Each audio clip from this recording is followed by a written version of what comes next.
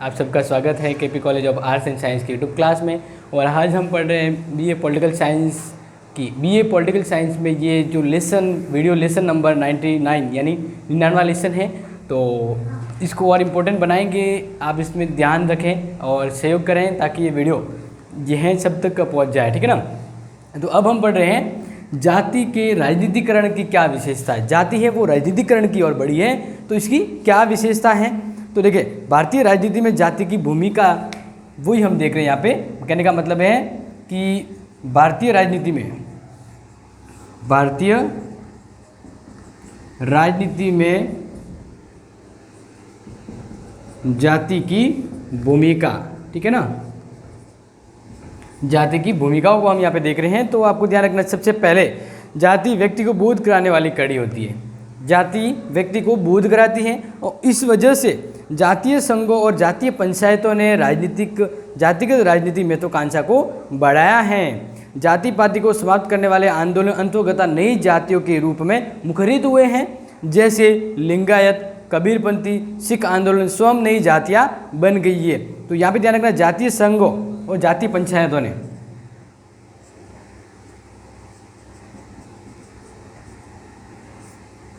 जातीय संघों एवं जातीय पंचायतों, इसको ध्यान रखेंगे आप, जातीय संघों और जातीय पंचायतों हम यहाँ पे बात कर रहे हैं। जातीय संघों और जातीय पंचायतों ने राजनीतिक, यहाँ पे पंचायतों ने जातिगत राजनीति महत्वाकांक्षा को जातिगत राजनीतिक महत्वाकांक्षा को बढ़ाया है। क्या किया है? बढ़ाया है। तो जब बढ़ा दिया है तो इट मीन्स आप समझ जाइए कि इन वजह से जाति है वो राजनीति में और ज़्यादा महत्वशील होगी, यानी अब राजनीति महत्वाकांक्षी होगी और वह जाति से प्रेरणा स्रोत या जाति का यूज करते, जाति से फायदा लेकर वह अपनी महत्वाकांक्षा को पूरी करती है राजनीति। फिर दूसरा, शिक्षा, शहरीकरण, औद्योगिकरण और आधुनिकीकरण ने जातियाँ समाप्त नहीं की है। यानी हम बड़े हैं आधुनिकीकरण की ओर, वो एजुकेशन शिक्षित हुए हैं, लेकिन जातियाँ जो है समाप्त नहीं हुई है, अपितु उनमें एकीकरण की प्रवृत्ति को बल मिला है और उससे राजनीतिक भूमिका बढ़ी है। तो यहाँ पे ध्यान रखना है, आधुनिकीकरण ने जाति के महत्व को बढ़ाया है। किसमें? राजनीतिकरण में। किसमें बढ़ाया है? राजनीतिकरण में।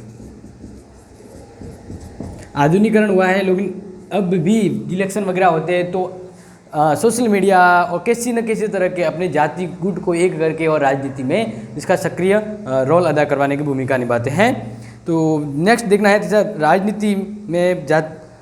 राजनीति में प्रधान जाति की भूमिका विश्लेषण किया जाता है। प्रधान जाति न केवल राजनीति को आर्थिक दृष्टि से शक्तिशाली होती है, बल्कि संख्या में भी गांव या इलाके में ज़्यादा होती है। पंचायत जाति को अपने संख्या बल के आधार पर गांव क्षेत्र की स्थानीय संस्थाओं जैसे पंचायतों की सक्रियता में महत्वपूर्ण योगदान देता है।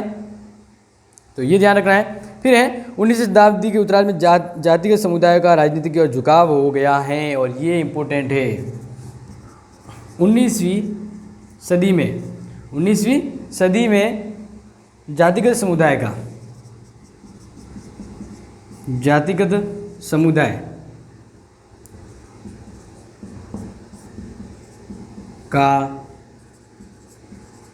झुकाव किस ओर हो गया है? राजनीति की ओर। तो इस तरह से वे और ज़्यादा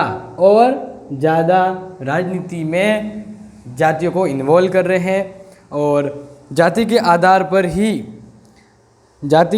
ही लोगों के हितों के संरक्षण के लिए जातीय संघों ने प्रस्ताव पारित किए जाते हैं। और अगर बात करें तो तमिलनाडु के वेनियर जाति के नेता पदायसी ने श्री राजगोपालाचारी के मंत्रिमंडल में शामिल होने से इनकार कर दिया, क्योंकि उनकी जातीय मांगों को मानने से इनकार कर दिया था। तो बाद में कामराज मंत्रिमंडल में शामिल हो गए क्योंकि उन्होंने वेनियर की मांगें स्वीकार कर ली। तो जाति इतनी प्रभावशाली है कि वह सरकार तक के शासन को हिला सकती है। फिर है निर्वाचन के दिनों में जातिगत समुदाय प्रस्ताव पारित करके राजनीति और दलों को अपने जाति के समर्थन की घोषणा को मुखरित करते हैं। जाति की भूमिका राष्ट्रीय स्तर पर राजनीति पर उतनी नहीं जितनी स्थानीय और राज्य स्तर पर, यानी जाति की भूमिका है वो राष्ट्रीय स्तर पर इतनी है जितनी स्थानीय सरकार और राज्य सरकार पर के अंतर्गत जाति की जो भूमिका है वह ज़्यादा है। नेक्स्ट है जाति और राजनीति के संबंध में स्थिति न होकर गतिशील है। यहाँ पे ध्यान रखना है राजनीति एवं जातियों में संबंध यहाँ पे बताए हैं, स्थितिक न होकर गतिशील है।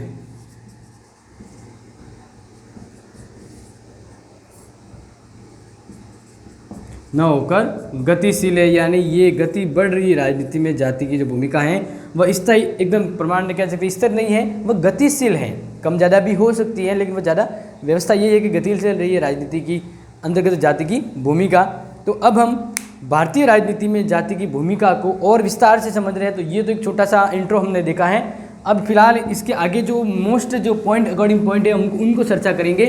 तो आपको ध्यान रखना है, आपका ये जो एंड तक वीडियो होगा इसमें आपको भारतीय राजनीति में जाति की क्या भूमिका है वो हम समझ लेंगे। ठीक है, तो देखें सबसे पहले यहाँ पे ध्यान रखना है, जयप्रकाश नारायण ने एक बार कहा था कि जाति भारत में अत्यधिक महत्वपूर्ण दल है। किसने कहा था? ये जयप्रकाश नारायण ने कहा था। इसी तरह हेरल्ड गोल्ड के शब्दों में राजनीति का आधार होने के बजाय जाति उसको प्रभावित करने वाला तत्व है। हेराल्ड ने तो यहाँ तक कहा कि जाति है वो राजनीति के आधार पर नहीं बल्कि जाति है वो राजनीति को प्रभावित करती है बहुत ज़्यादा, ये एक तत्व के रूप में है। प्रोफेसर VKN मेनन का निष्कर्ष यह सही है कि स्वतंत्रता के बाद भारत के राजनीतिक क्षेत्र में जाति का प्रभाव पहले की अपेक्षा बड़ा है। ये किसने कहा है? A.K. मेनन। आपको ध्यान रखना है, A.K.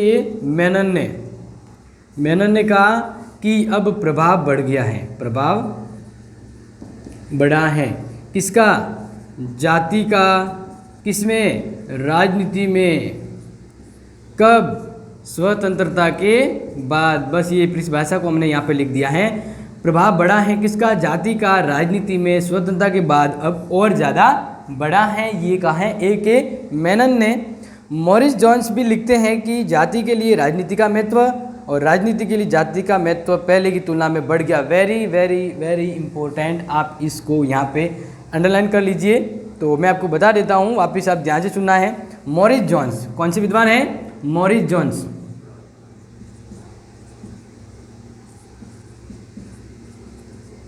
मॉरिस जॉन्स इसने क्या कहा है, एक बार वापस दोहरा देते हैं, आप ध्यान रखना है। लिखा है कि जाति के लिए राजनीति का महत्व और राजनीति के लिए जाति का महत्व। ये कह रहे हैं कि राजनीति के लिए जाति का महत्व व जाति के लिए राजनीति का महत्व क्या हो गया है? बढ़ गया है। बस ये परिभाषा है, राजनीति के लिए जाति का महत्व और जाति के लिए राजनीति का महत्व अपेक्षाकृत बढ़ गया। अब दोनों ही एक दूसरे के लिए महत्वपूर्ण है और महत्व भी इसका इम्पोर्टेंट है। तो ये दो परिभाषाएं थी जो हमने एक तरह से इसको समझा है यहाँ पे। अब इसके पॉइंट देखिए कि किस तरह से हम भारतीय राजनीति में जाति की भूमिका को समझें। ठीक है ना, तो यहाँ पे आपको ध्यान रखना है। पहला पॉइंट है निर्णय प्रक्रिया में जाति की भूमिका।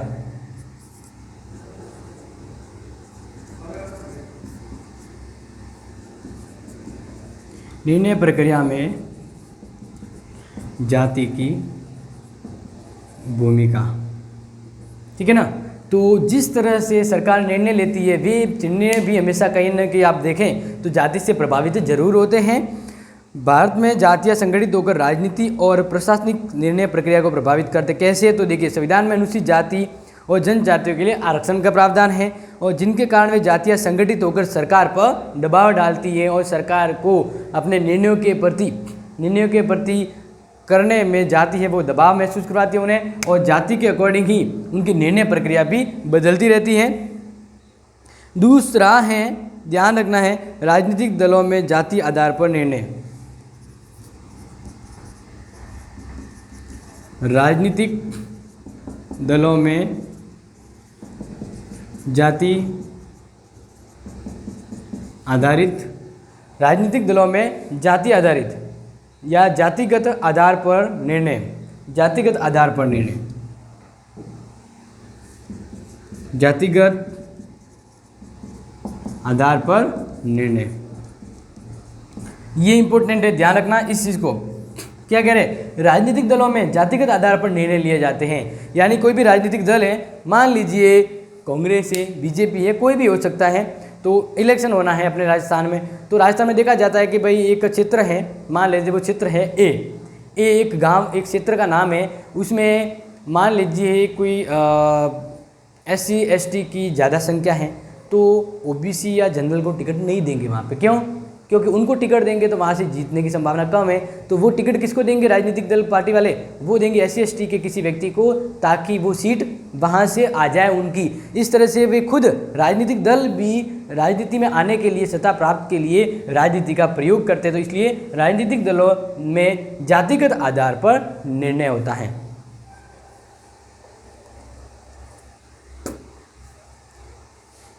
नेक्स्ट आपको देखना है जातिगत आधार पर मतदान व्यवहार। जातिगत आधार पर मतदान व्यवहार आपने जरूर गौर किया होगा, जब भी इलेक्शन हो रहा है, इलेक्शन हो रहे हैं तो समझ लीजिए, जैसे अपने पंचायत स्तर पे हो रहे हैं, तो समझ लिया कि अब एक जना जो खड़ा हुआ है वो हमारी जाति से है, तो हम क्या करेंगे, हम सब भले वो थोड़ा ठीक ठाक हैं, दूसरा बढ़िया है, फिर भी हम अपनी जाति के व्यक्ति को वोट देते हैं।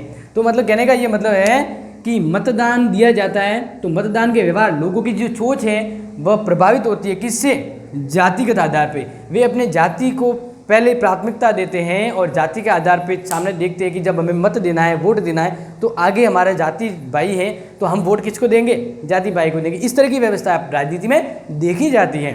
तो आपने ये बिल्कुल क्लियर रहना है कि मतदान व्यवहार, लोगों के मत देने के व्यवहार बदल जाते हैं जब राजनीति में जाति का प्रभाव बढ़ जाता है, क्योंकि जाति के आधार पर लोगों के मत देने के व्यवहार भी बदल जाते हैं और वे जाति को प्राथमिकता देते हैं। नेक्स्ट है मंत्रिमंडलों के निर्माण में जातिगत प्रतिनिधित्व। मंत्रिमंडलों के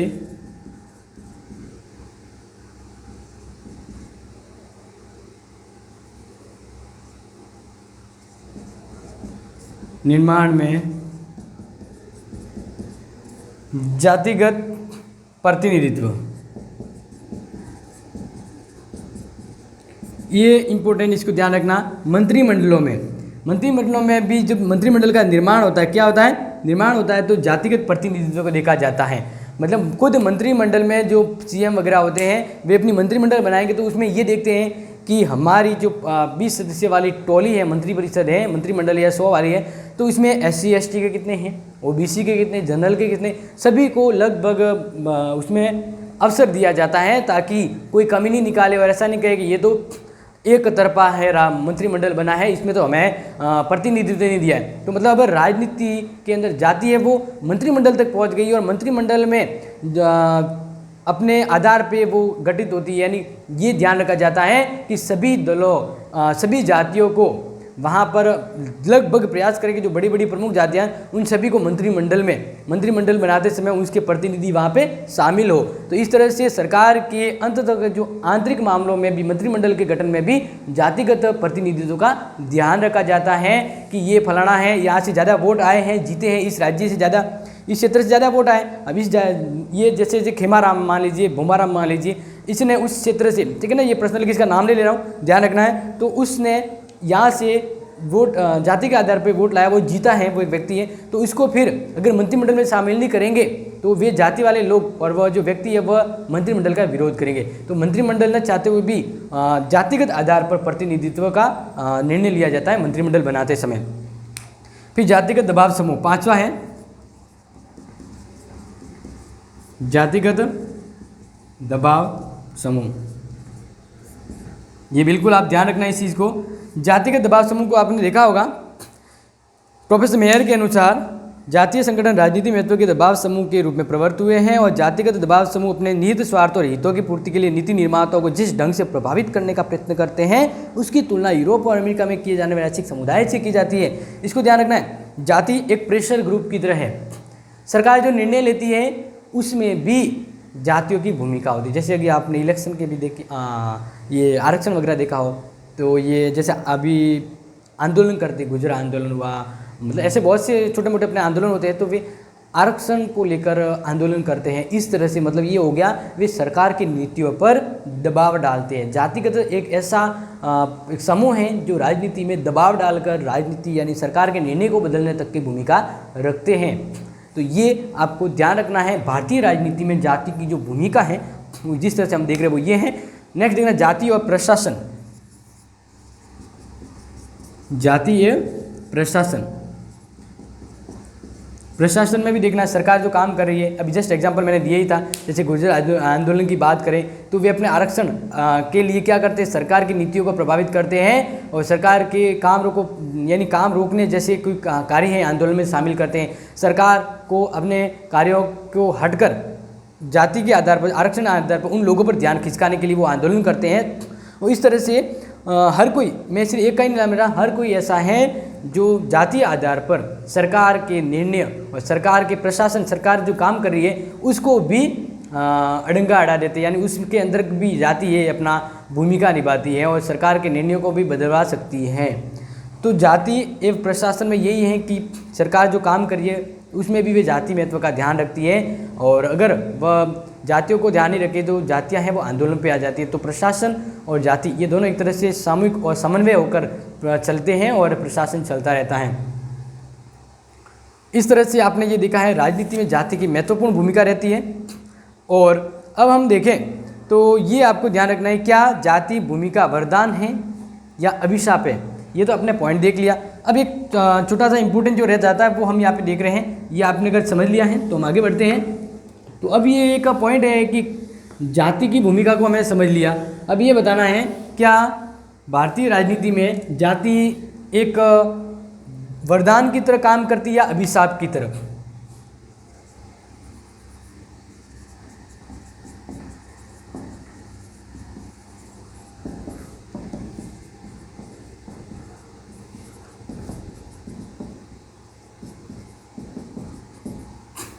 ये ध्यान रखना, यहाँ पे कह रहे हैं कि जाति की जो भूमिका हमने पढ़ी है वो वरदान के रूप में कि भारतीय राजनीति में जाति की भूमिका, ठीक है ना। तो भारतीय राजनीति में जाति की भूमिका को आप ध्यान रखना है कि हेरल्ड गोल्ड के शब्दों में राजनीति का आधार होने के बजाय उसकी प्रभावित करने वाला तत्व है ये।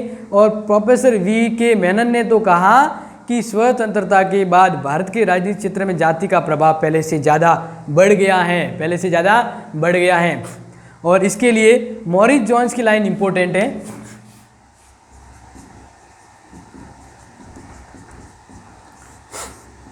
विशेषताओं को हम यहाँ पे पढ़ेंगे, लेकिन मॉरिस जोन्स ने क्या कहा है वो समझ लेते हैं। मॉरिस जोन्स ने कहा है कि जाति के लिए राजनीति का महत्व और राजनीति के लिए जाति का महत्व पहले की तुलना में बढ़ गया है। कहने का मतलब है कि इसने कहा कि राजनीति के लिए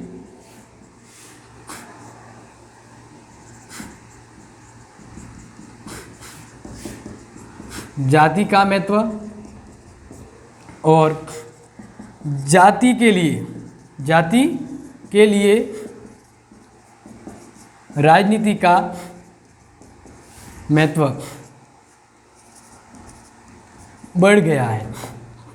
तो ये जो ऐसे अपने डेफिनेशन की है यही मॉरिस जोन्स कहता है राजनीति के बारे में। और फिर विनोबा भावे ने क्या कहा है कि इसका एक प्रमुख कारण ये है कि नवीन संविधान में वयस्क मताधिकार को स्वीकार कर लिया, जिससे जाति की भूमिका ज़्यादा महत्वपूर्ण देखी गई है। अब इसमें पहला पॉइंट है निर्णय प्रक्रिया में जाति की भूमिका।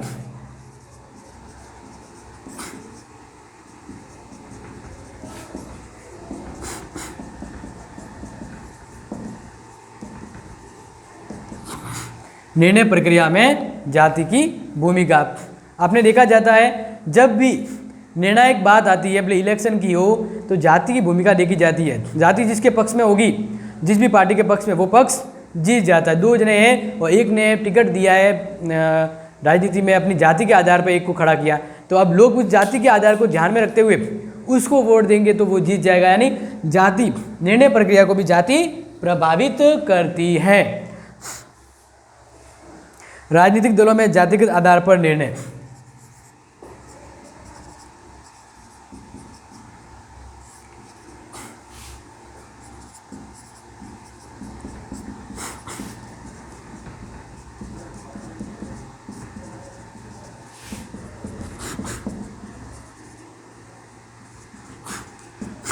यहाँ पे देखिए, राजनीतिक दलों में जातिगत आधार पर, राजनीतिक दलों में मान लेते हैं बीजेपी और भाजपा की बात है, तो किसी एक क्षेत्र की बात है, किसी मान लेते हैं कोई नया क्षेत्र है, तो उस क्षेत्र में इलेक्शन होने वाला है, तो राजनीतिक पार्टी क्या करती है कि मान लेते हैं यहाँ पे कौन सी जाति संख्या में ज़्यादा है, तो मान लेते हैं कि ए जाति के लोग बहुत ज़्यादा हैं, तो उसी व्यक्ति से कोई टिकट है वो देंगे, उसी व्यक्ति से किसी एक व्यक्ति को टिकट देंगे और वे जाएंगे, वे चाहते हैं कि अगर हम जाति, बड़ी जाति उसमें से एक व्यक्ति को खड़ा करेंगे तो सभी जाति के लोग उस व्यक्ति को वोट देंगे तो हम जीत जाएंगे। तो इस तरह से राजनीतिक दलों में भी जो टिकट बांटे जाते हैं वह भी जाति आधार पर होते हैं, यानी जाति आधार पर निर्णय होता है।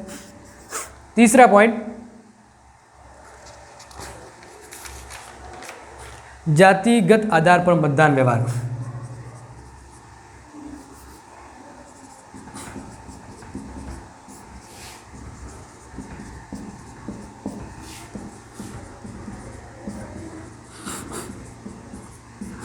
इसको ध्यान रखना है, जातिगत आधार पर मतदान व्यवहार, बिल्कुल सही बात है। इलेक्शन होता है, और जब इलेक्शन होता है तब आपने देखा होगा बहुत सारे लोग हैं, वह जब इलेक्शन देने जाते सोचते कि मैं किसको वोट देना, किसको देना, फिर देखते ये तो हमारे जाति भाई है, इसको वोट देते, ये हमारा जाति भाई, इसको वोट देते। इस तरह से लोगों के मत देने के व्यवहार भी बदल जाते। कब बदलते हैं? जब वे देखते हैं आगे वाला मेरा जाति से रिलेटेड है। तो मतदान देते समय लोगों के व्यवहार हैं वह जाति डिसाइड करती है, यानी ये विशेषता सही बैठती है कि जातिगत आधार पर मतदान व्यवहार होता है। जाति के आधार पर लोगों के मत देने के व्यवहार है वो बदल जाते हैं, क्योंकि जाति के आधार पर योग्य व्यक्ति भी पिछड़ जाएगा। लोग जाति को ध्यान में देते हुए उसी लोगों को, उसी व्यक्ति को जिताएंगे और वोट देंगे। फिर है मंत्रिमंडल के निर्माण में जातिगत प्रतिनिधित्व।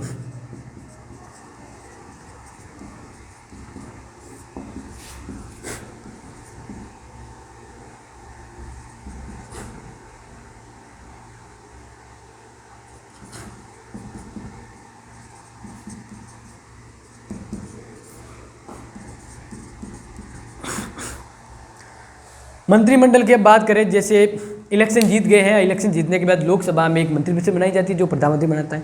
तो इस मंत्रिपरिषद में मंत्री शामिल किए जाते हैं। तो यहाँ पे ध्यान रखा जाता है कि एसटी के कितने मंत्रियों को मैं मंत्रिपरिषद में शामिल करूँ, ओबीसी के कितने करूँ, जनरल के कितने करूँ। तो इसको पहले ही ध्यान रखा, पहले ही यहाँ पे जातियों की भूमिका देखी जाती है। क्योंकि मान लीजिए बीजेपी ने एक मान लीजिए क्षेत्र है, ए क्षेत्र है, वहाँ से किसी व्यक्ति को जाति के आधार पर खड़ा किया और वो जीत गया। अब इसको अगर मंत्रिपरिषद में नहीं लाए तो ये गड़बड़ हो जाएगी। तो इसका मतलब मंत्रिपरिषद भी बनती है ना, तो मंत्रिपरिषद में भी जाति का समीकरण बनता है, जातियों को देखा जाता है। तो मंत्रिमंडलों के निर्माण में जातिगत निर्णय होता है और जातियों के आधार पर फैसले भी होते हैं। पांचवा है दबाव समूह। जाति एक दबाव समूह है। आपने देखा होगा कि सरकार काम करती है ना, तो काम करती है तो जातियां हैं वह सरकार को प्रभावित करती है। जैसे इलेक्शन की बात है तो बहुत सारे संघ, जैसे गुर्जर आंदोलन की बात करें तो ये गुर्जर आंदोलन जो होता है वो आरक्षण के लिए आंदोलन हो रहा था। तो इसका मतलब वो सरकार पर दबाव डालते, क्या करते हैं, दबाव डालते हैं और जो सरकार है जो काम करती है वो फैसला अपने पक्ष में लाते हैं। इस तरह से जाति है वो एक दबाव समूह के रूप में भी काम करती है, एक दबाव डाल के दूसरों पर अपने काम सफल करवाती है। छठा इससे रिलेटेड ही है, जाति एवं प्रशासन।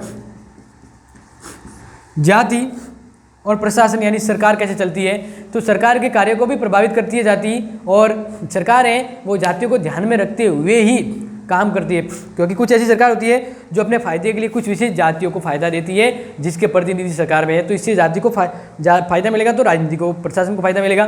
दूसरा क्या है, कुछ भी जातियाँ हैं जो अपने फायदे के लिए या आरक्षण के लिए सरकार के कार्यक्रमों को रोकते हैं और सरकार की गतिविधियों को प्रभावित करते हैं।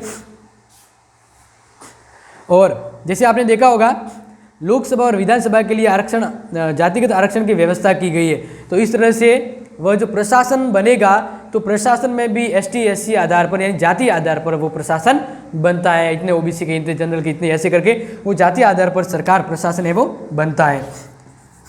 7वां पॉइंट है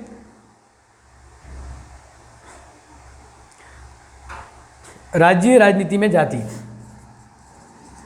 राज्य राजनीति में जाति यानी जो राज्य की जो पॉलिटिक्स होती है तो उस राजनीति में आपने देखा होगा बहुत सारे गतिविधि जब होते हैं तो कुछ लोग जो जाति के आधार पे राजनीति में आते हैं, जैसे करण सिंह बैसला, इसका नाम तो हम नहीं लेंगे लेकिन कोई ऐसे नाम होते हैं जिनको अगर हम समझे तो वे ऐसे व्यक्ति हैं जो जाति के आधार पर राजनीति में आते हैं और अपनी जाति पर वो अपने राजनीतिक मंसूबों को कामयाब करते हैं। तो राज्य राजनीति में जाति एक महत्वपूर्ण भूमिका रोल अदा करती है, बहुत सारे फैसले अपने फेवर में ले आती है। तो इस तरह से ये जो पॉइंट हमने देखे वो है भारतीय राजनीति में जाति की भूमिका। अब हम देखते हैं ये जो राजनीति है ये भारत में इसकी भूमिका तो हमने देख ली, लेकिन ये क्या जाति की जो भूमिका है वह भारत की राजनीति के लिए फायदेमंद है, नुकसान है, मतलब जाति की भूमिका।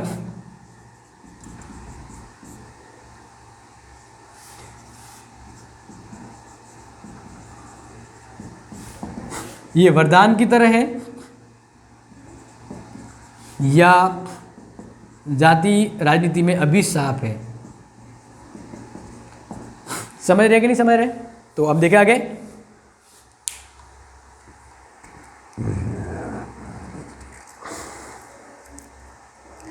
भारतीय राजनीति में जाति की भूमिका का मूल्यांकन करना अत्यंत कठिन है। कई लोग जाति को राजनीति का कैंसर मानते हैं। कुछ लोग कहते हैं कि राजनीति में जाति है वह कैंसर की तरह होती है, राजनीति को खोखला कर देती है और राजनीति का जो उद्देश्य है वह धुंधला हो जाता है, मतलब राजनीति में जाति आने से। तो कुछ लोग क्या मानते हैं, कुछ लोग कहते हैं कि जाति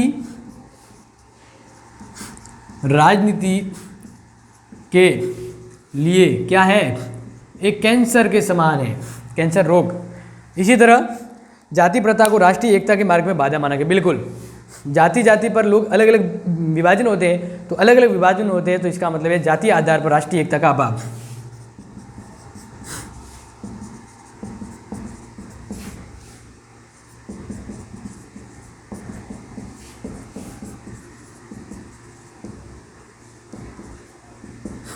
जाति आधार पर राष्ट्रीय एकता को क्या होता है, नुकसान होता है, क्योंकि लोग जाति आधार पर बटेंगे तो देश के लिए काम कौन करेगा, ये चीज़ आप समझ रहे हैं। आगे देखें, राष्ट्रीय हितों की अपेक्षा अपने जातिगत हितों को अधिक महत्व देते हैं और फिर क्या करेंगे, ये राष्ट्रीय हित की जगह जातीय अपने हितों को, जाति है वो अपने हितों को देखती है बजाय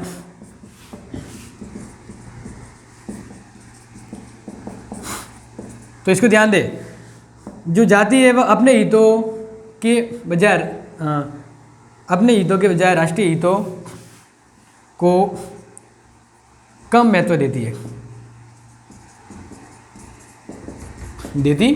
ये आप इस चीज़ को ध्यान रखें। नेक्स्ट हम देखते हैं, तो इसी बारे में D.R. गॉडविल ने कहा है कि क्षेत्रीय दबाव से कई ज़्यादा खतरनाक बात यह है कि वर्तमान काल में जाति व्यक्तियों को एकता के सूत्र बांधने में बाधक सिद्ध हुई है। दूसरी तरफ अमेरिकी लेखक रुडोल्फ का मत है कि जाति व्यवस्था ने जातियों के राजनीतिक में सहयोग देकर परंपरावादी व्यवस्था को आधुनिक ढांचे में डाल दिया है। यानी वे लिखते हैं कि अपने परिवर्तित रूप में जाति व्यवस्था ने भारत में कृषक समाज और में प्रतिनिधि लोकतंत्र की सफलता था भारतीय में आपसी दूरी कम करके अधिक समान बर्ताव लाने का विकास किया, यानी दूरियां कम की है। क्या कह रहे हैं, दूरियां कम की है। तो इसको लेकर आगे, राजनीति में जाति के प्रभाव के अन्य पक्ष ये है कि जाति यदि एक और जाति ने समाज को टुकड़े बांटने वाला काम किया है तो दूसरी ओर जोड़ने वाले तत्व भी काम किए, यानी दोनों काम में अच्छा भी किया इसने, कुछ बुरा भी किया है। तो इसी को हम देखें यहाँ पे, तो अच्छी और बुरी बातें हम जब जानें तो इस चीज़ को देखना है कि भारतीय समाज में जाति प्रभावदायक संपर्क सूत्र और नेतृत्व और संगठन का आधार प्रदान करती है। इन व्यक्तियों को भी प्रजातांत्रिक प्रक्रिया में भाग लेने की क्षमता प्रदान होती है। जाति पर राजनीतिक व्यवस्था के प्रभाव के परिणाम स्वरूप जाति व्यवस्था की अधिक विवेक संता का संसार, यानी विवेकता आ गई है जाति में। भारतीय राजनीति में जाति की भूमिका के प्रश्न में कुछ बातें निष्कर्ष रूप में कही जाती है कि जाति प्रथा किसी न किसी रूप में विश्व के हर क्षेत्र में पाई जाती है। बिल्कुल, जाति हर क्षेत्र में पाई जाती है और आधुनिकीकरण की प्रवृत्ति के परिणाम स्वरूप जाति का लगभग पूर्णतः महत्व समाप्त हो गया। लेकिन सोचने का आधार इसमें यही है कि राजनीति में जाति का तत्व वरदान है या अभिशाप, इस प्रकार के प्रश्न का कोई महत्व तो नहीं है। फिर भी जाति की भूमिका स्वाभाविक तत्व है और जाति की भूमिका संपूर्ण अंशों में न तो वरदान है और न ही अभिशाप है, क्योंकि ये मिला जुला रूप है। और इस तरह से जाति के तत्व का प्रभाव हितकारी होगा या अहितकारी, ये तो जाति के तत्व की मात्रा और उसके स्वरूप पर निर्भर करता है। यदि जाति का तत्व अपने में उदार है तो कमजोर वर्गों के विकास मार्ग में भी जोड़ा कर सकता है। यानी जाति का अलग अलग तरह, जाति को ज़्यादा इन्वॉल्व करोगे तो कई का फायदा भी दिखता है और कई पे जाति का राजनीति में अपनाने से, जाति को राजनीति में अपनाने से नुकसान जैसी गतिविधियाँ भी ज़्यादा होती है। क्योंकि यदि जाति का तत्व अपनी सीमाओं को लांघकर राजनीति का निर्णायक तत्व बन जाए तो अन्य जातियों के साथ टकराव होगा और अनौचिता के अतिरिक्त क्या शेष रह जाता है? बुराई धर्म जाति में नहीं, बुराई तो धार्मिक कट्टरता है और जाति कट्टरता है। और इस तरह से अधिकाधिक अपनाने से जाति अपवाद अभिशाप भी बन जाती है, उसमें बुराई भी शामिल रहती है, क्योंकि जाति की वजह से राष्ट्रीय हित वो प्राप्त नहीं होते, देश अपनों में बढ़ जाता है। तो इस तरह से यही है कि जाति सहायक भी है,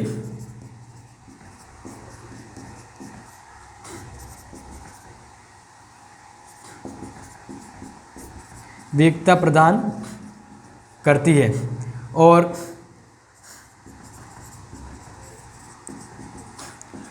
आधुनिकता में सहायक परिवर्तन है। तो इस तरह से आप ध्यान रखना है, जाति है वह मिला जुला रूप है, न तो वरदान कह सकते और न अभिशाप, क्योंकि इसका जैसा उपयोग करें, जिस स्थिति में उपयोग करें, वहाँ से डिसाइड होता है कि यह वरदान की तरह होगी या अभिशाप होगी। तो आई थिंक आपको ये समझ में आ गया होगा, ये लेसन इंपॉर्टेंट लेसन है। और नेक्स्ट अपना वीडियो आएगा वो 100 लेसन नंबर, अपना जो लेक्चर नंबर 100 होगा, शतक लगाएंगे अगले वीडियो में। मिलते हैं तब तक, thank you and have a nice day.